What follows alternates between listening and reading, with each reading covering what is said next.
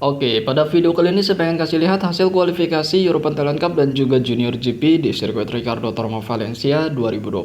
Udah selesai, ada dua pembalap Indonesia di dua kelas berbeda. Di European Talent Cup ada Pandu Patmogani bersama SF Racing, dan di kelas Junior GP ada Fadil Arbi Editama bersama Astra Honda Racing Team menggunakan Honda NSF 250 RW, racikan dan juga asuhan Junior Talent Team. Nah, untuk kualifikasi European Talent Cup, Pandu sendiri berada di grup B ya. Secara kombinasi kualifikasi grup B, Pandu tidak lolos kualifikasi. Yang tercepat di kombinasi kualifikasi grup B yaitu Maximo Quiles dari Spanyol bersama Aspar Junior Team menggunakan motor gas-gas mencetak lap time 1 menit 41 detik 127.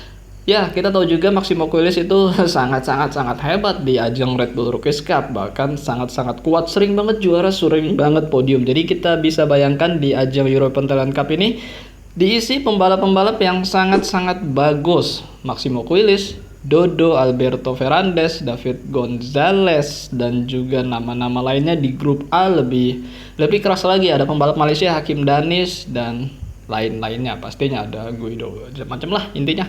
Jadi sebenarnya European Talent Cup itu persaingan yang sangat keras dan juga banyak.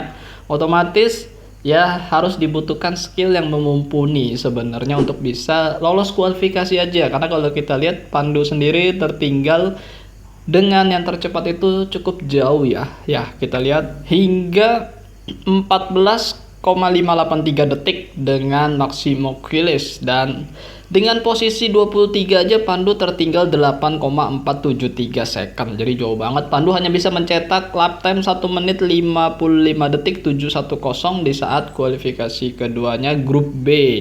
Sedangkan di saat kualifikasi satunya grup B dia hanya mencetak 1 menit 56 detik 322 ya. Jadi cukup jauh banget dan gak lolos lah. Dengan lap time seperti ini membahayakan, yang jelas sangat membahayakan. Mungkin kita bisa berbicara lebih ini lagi, sangat membahayakan karena mungkin banget bisa di overlap oleh para rombongan pembalap-pembalap European Talent Cup, yang dimana ketika di overlap itu berbahaya juga. Ketika balapan dengan race pace yang tidak cukup cepat itu membahayakan pembalap lain. Jadi bukan membahayakan diri sendiri, membahayakan pembalap lain ya, intinya seperti itu. Dan juga pastinya tidak cukup bisa bersaing, dan makanya balapan itu kan ada free practice, latihan bebas ya, terus ada kualifikasi dan lain-lain untuk bisa mengukur kemampuan si pembalap apakah lolos kualifikasi aja minimal itu. Jadi kita nggak bisa serta-merta datang ikut balapan itu ya bisa ikut balapan. Mau balapan di nasional juga demikian sih, harus benar-benar bisa memenuhi syarat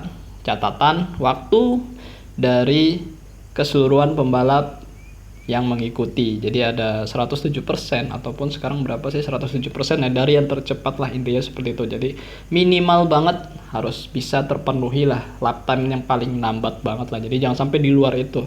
Ya kalau kata teman saya sih kemungkinan sih ya Pandu ini cara menikungnya tidak cukup cepat ya, kata teman saya ya, jadi bukan kata saya pribadi. Jadi cara menikungnya juga kelihatan di beberapa video yang di share bapaknya ataupun dia itu di Instagram itu kayak masih agak kayak orang-orang yang hobi cornering gitu sih katanya ya. Jadi saya nggak tahu juga sih, saya juga nggak mau naruh videonya juga. Jadi masih cukup santai dan segala macam ya. Harusnya sih kalau menurut saya memang coba dulu balapan di Asia Road Racing Championship kalau memang mempunyai dana yang cukup segar dan bisa membuat tim.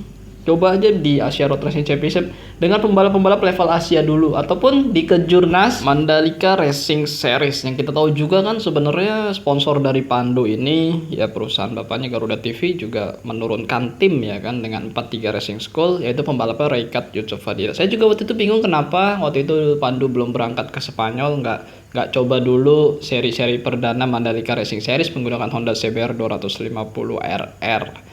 Yang ditaruh Reikat ya, jelas Reikat bagus, di Asia Talent Cup bagus ya, di Mandalika Racing Series juga sangat bagus, beberapa kali podium dan keren sebenarnya. Yang saya tunggu juga sebenarnya round kedua dari Mandalika Racing Series sih, seru sebenarnya. Ada Veda, ada Reikat, ada Reza Danika, ada Herjun, ada Galang Hendra dan macam-macam, ada Raffi Topan.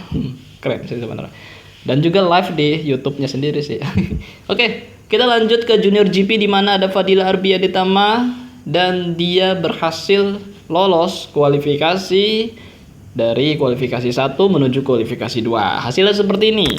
Yang pole position atau yang tercepat adalah pembalap Spanyol yaitu Joel Esteban dengan motor gas-gas di tim Aspar Junior Team, mencetak lap time 1 menit 39 detik 177. Di posisi 2 Angel Piqueras dari Spanyol dengan motor Honda. Di posisi 3 Luca Luneta, di posisi 4 Nico Carraro, David Almanza di posisi 5, Jacob Roston dari Australia juga mantan pembalap Asia Talent Cup di posisi 6, dan kita lihat Fadil Arbi berada di posisi ke-17 dengan lap time 1 menit 40 detik 992 di saat kualifikasi 2. Jadi dia ikut kualifikasi 1 dan dia lolos ke kualifikasi kedua.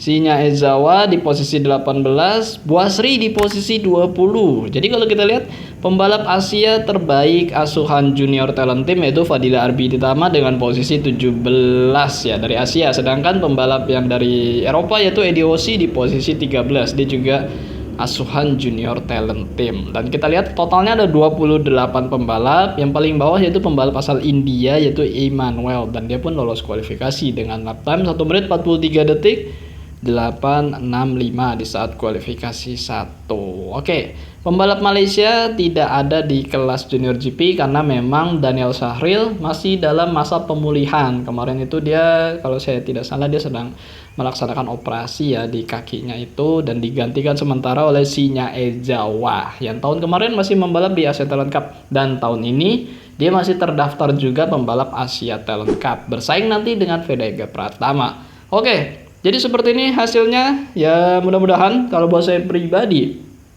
Fadil Arbi dapat meraih hasil maksimal, bisa poin lagi, karena kemarin di round pertama di race cuma 1 kali race ya, itu dia bisa meraih poin 1 di sirkuit Estoril, dan mudah-mudahan di sini Valencia dia punya pengalaman, dia punya jam terbang juga, dia bisa meraih poin jauh lebih banyak karena finish terbaik dia di Valencia waktu itu di finish di posisi 10 di musim 2022 itu.